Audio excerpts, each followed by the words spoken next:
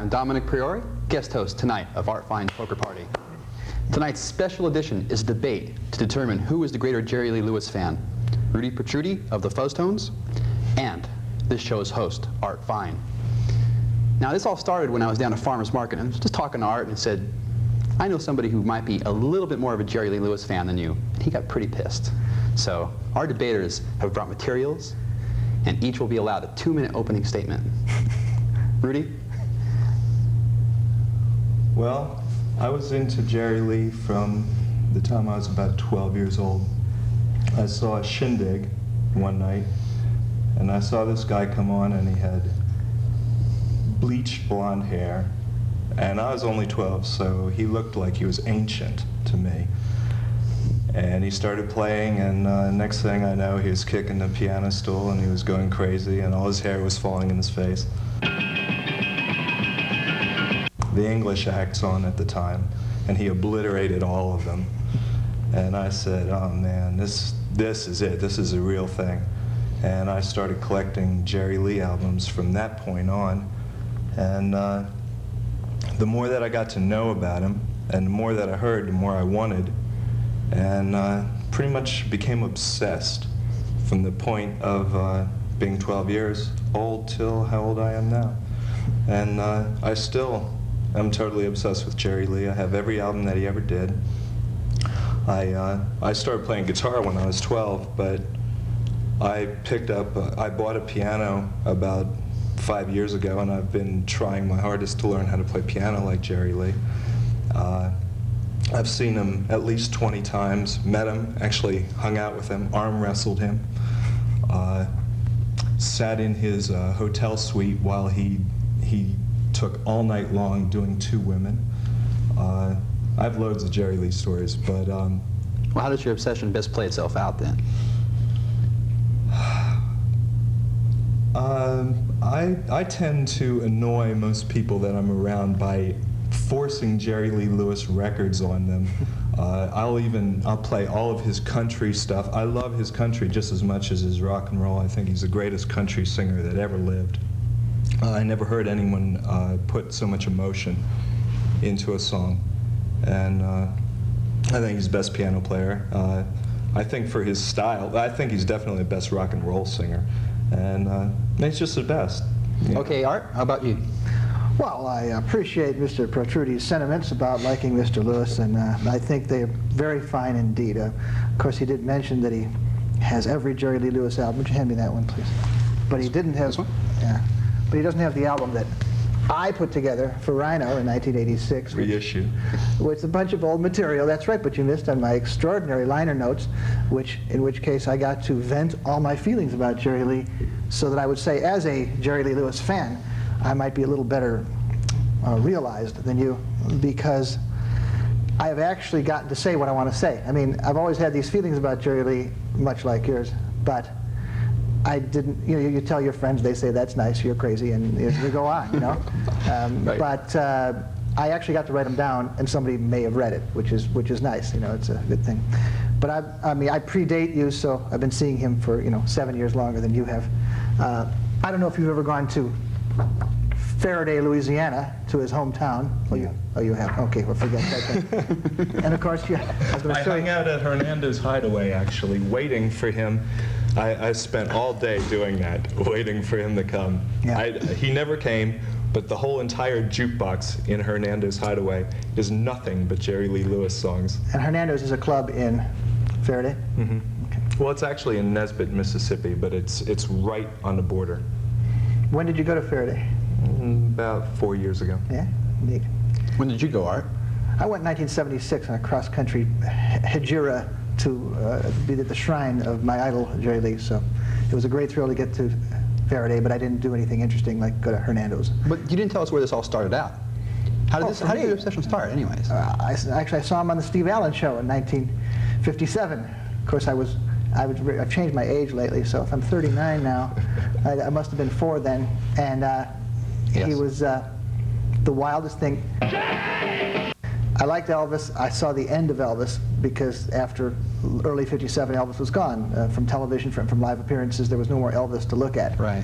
And I was real despondent because I was just starting to like rock and roll. And I thought, well, where'd Elvis go? He's going to go in the Army. He's making these movies already. I mean, I won't be able to see him. And then I'd heard a whole lot of shaking, but I flipped on the TV and saw this maniac, you know, with a striped shirt, pounding the piano and kicking the stool, and just, I mean, the most insane, deranged, possessed, talented person I'd ever seen. And I said, thank you, Lord, for sending this person to me to make my life better. So I've been devoted to Jerry Lee ever since. I've frequently made a statement that I would, if he started a religion, I would follow it. I would just give up my possessions and go to Jerry Lee Lewis world.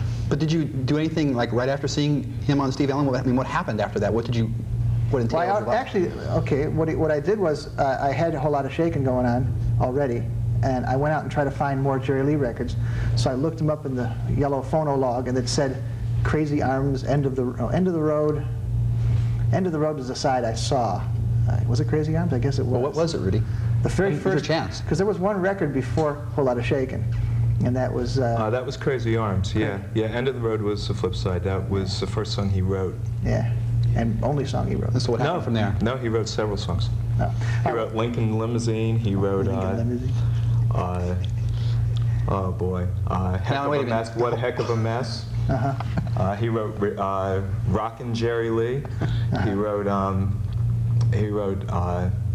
Lewis Boogie in the Lewis Way. I do my little boogie every day. Excuse me. There's a TV show on Family Network or Lifetime or one of Lifetime, those, probably, yeah. which has the guys from Saturday Night from SCTV on them, and they dig this.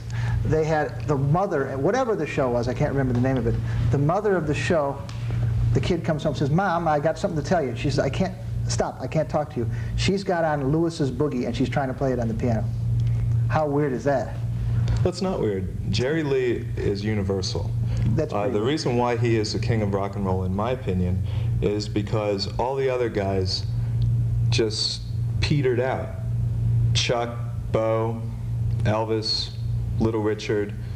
You know, I mean, they're still in the spotlight enough that everybody knows who they are.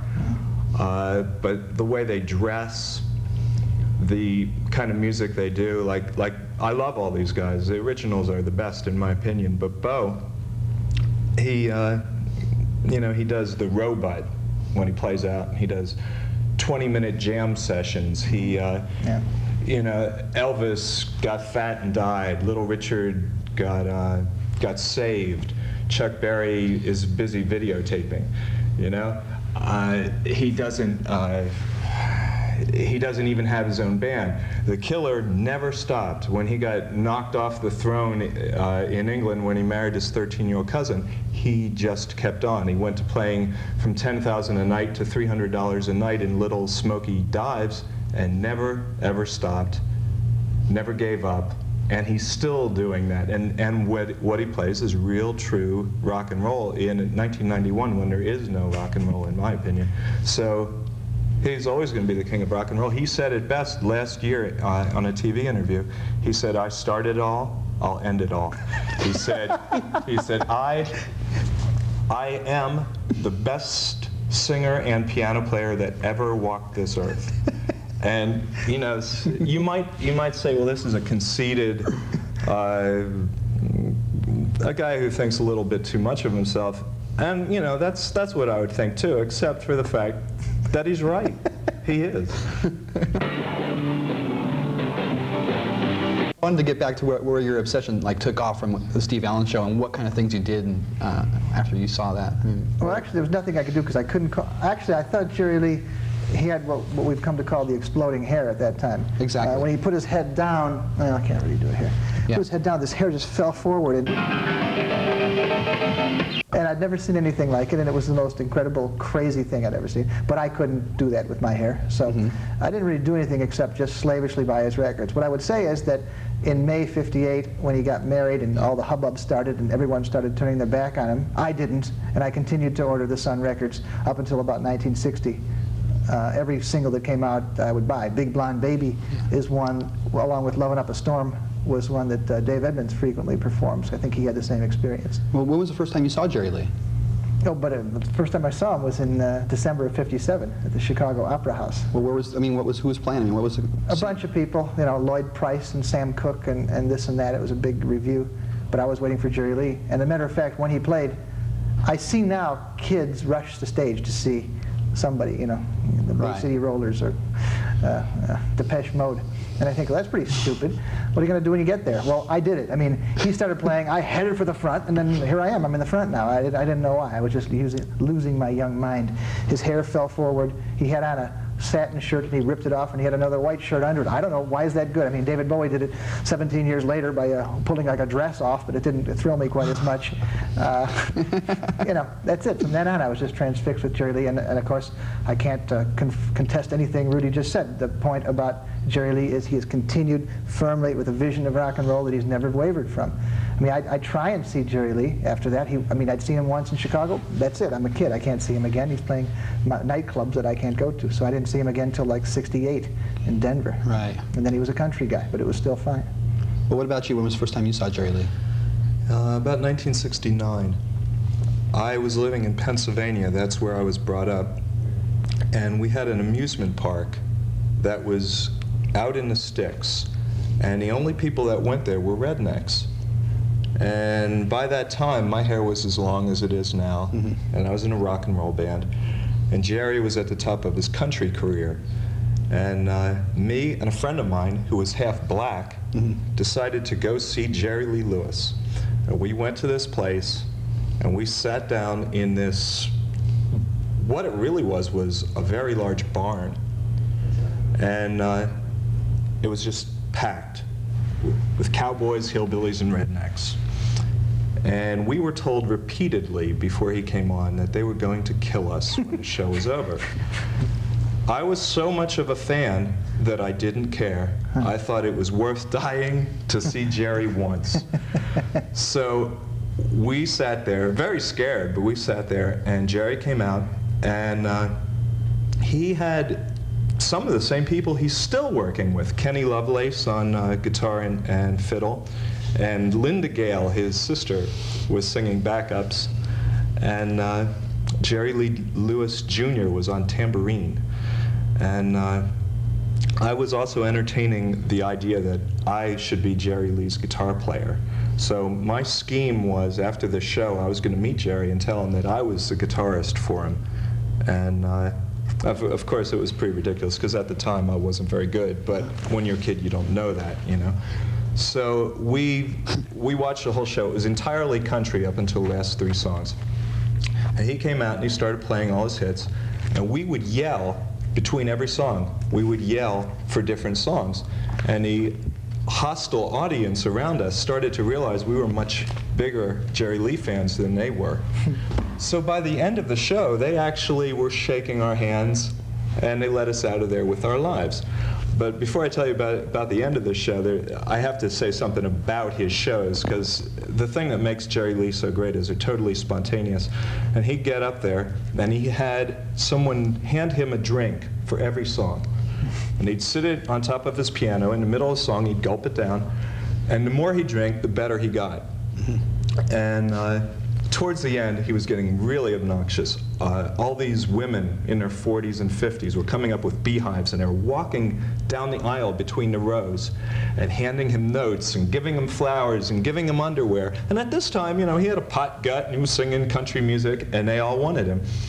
And he had a woman come up on stage and do a little dance. He stopped playing, and he just watched her for about 5 minutes. Then he said, "Honey, if that's the best you can do, get off, because this is my show."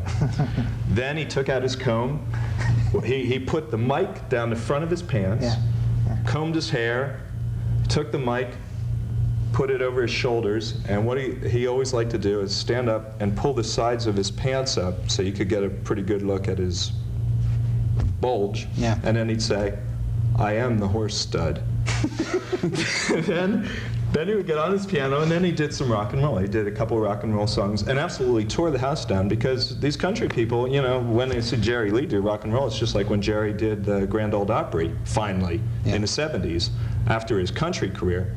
He did all rock and roll, and he said, am I allowed to say anything on this? Not really. Okay, I'll paraphrase. "I am a rock and roll mother humper." Oh, Okay? And he didn't play any country for the Grand Ole Opry, which is another reason why he's the greatest, because he does only what he wants to do. And if you're a Jerry Lee fan, you're going to be honored to see him do what he feels like doing. That's my opinion. So anyhow, I went backstage afterwards, and he was nowhere to be found. But there was Jerry Lee Lewis Jr. And I talked to him, and he was an extremely obnoxious little punk. He was 19 years old, and he was just like his father. And he was the greatest. He was the greatest tambourine player. But I took a photo of Jerry that night, and this is it. The night that I saw him. It's autographed, by the way. Can you see that? And it's Jerry kicking out the Yeah, he does look a few sheets to the wind, all right. Okay. You know, and then I should let you say something. Yeah. Well, I was going to ask. Then I'll tell you how I met him. Yeah. I was going to ask, have you ever been to any television appearances of Jerry Lee in particular? Oh, well, that brings to mind something that Rudi said about him. Every take is different. He was at the Midnight Special like in 1973, and I went there with a bunch of rock and roll fans, and we're all carrying signs that say, "You're the greatest, rock and roll lives." And believe me, rock and roll was not living in the 70s. Well, not in '73, at least. Oof.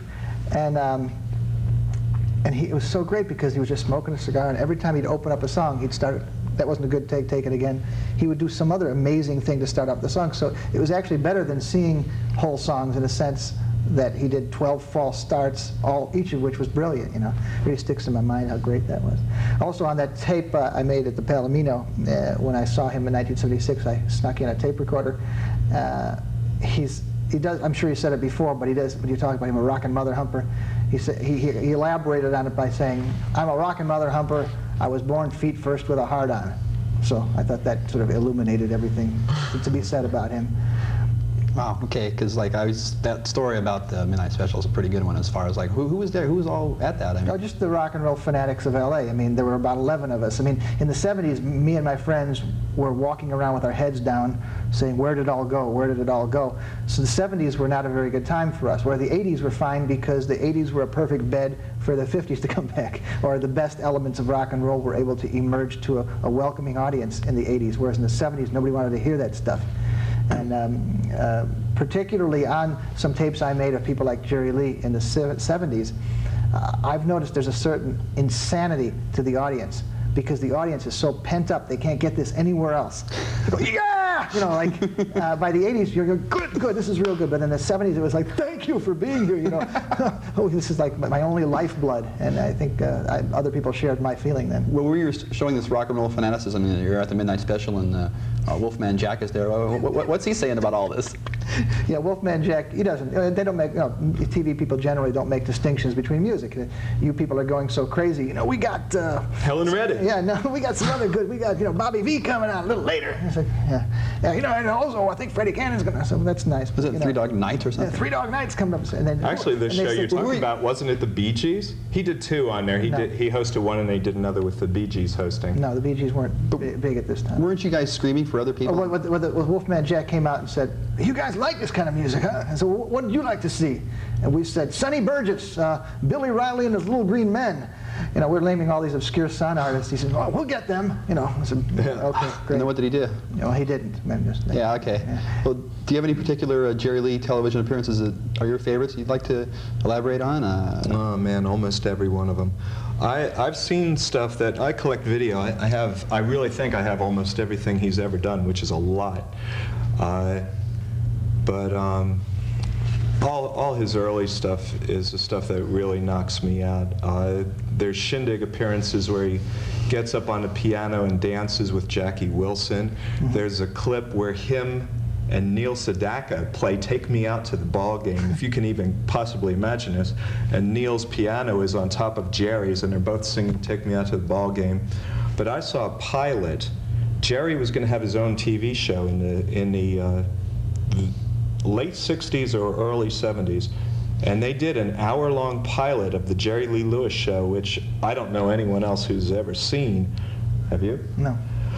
And Jackie Wilson was the guest star, and him and Linda Gale were like the hosts.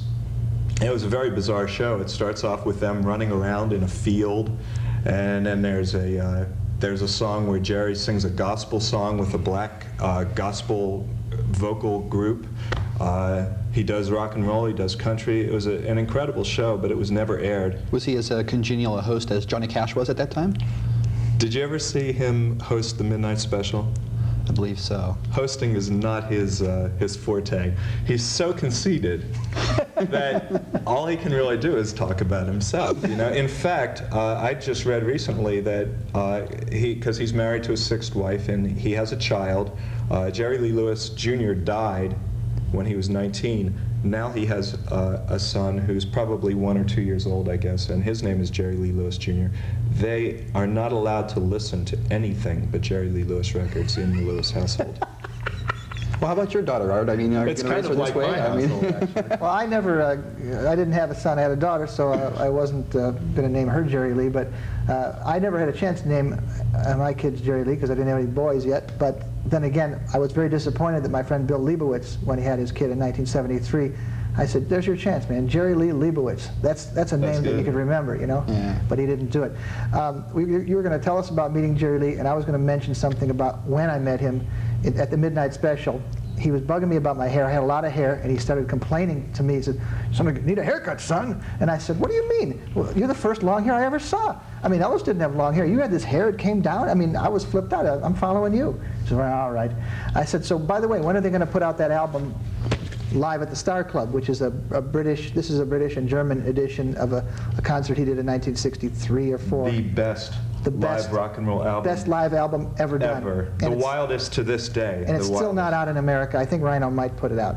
So he says, "Oh, I don't know. I've heard that one. I don't think it's that good. It's not as good as the greatest live show on earth." Second best. And we know better. We know that this is a fine album, but it's nothing compared to this. This is with the Nashville Teens. This is the wildest, most insane, just the greatest thing you've ever heard. The band can't even keep up with him. Yeah, they lose the beat 3 or 4 times during the album because he's playing so fast, he's so amphetamine out. and the Nashville Teens were a very, very sharp band, as we all know. Okay, we have 5 minutes left. You want to tell us about meeting Jerry Lee succinctly? Yeah. Okay, well, this T-shirt I'm wearing here, Jerry Lee T-shirt. Oh, yeah. I went to the Lone Star in New York to see Jerry Lee Lewis, and I was hanging out outside, and this woman pulls up in a car, rolls down her window, and goes, "Hey, come here, I want to look at your T-shirt." So I walk over and I start talking to her. It turns out that her name was Kay Martin. Wow. She ran his fan club in the 50s, okay? And Those of us who are Jerry Lee people say, "Wow, Kay Martin, we know that." and it's really pretty bizarre because I've seen clips since then of Jerry Lee on the Bandstand show, and you can see Kay Martin in the audience, and I swear, although I have no recollection, I swear that I am sitting in back of her. I'm 8 years old. I have photos of myself that look exactly like this little kid who's sitting in back of her. I have no recollection, but I keep thinking maybe the reason why I love Jerry Lee so much is because my teenage cousins maybe took me to the Bandstand show when I was a little kid. I don't know, but I'm there. I swear, it's me.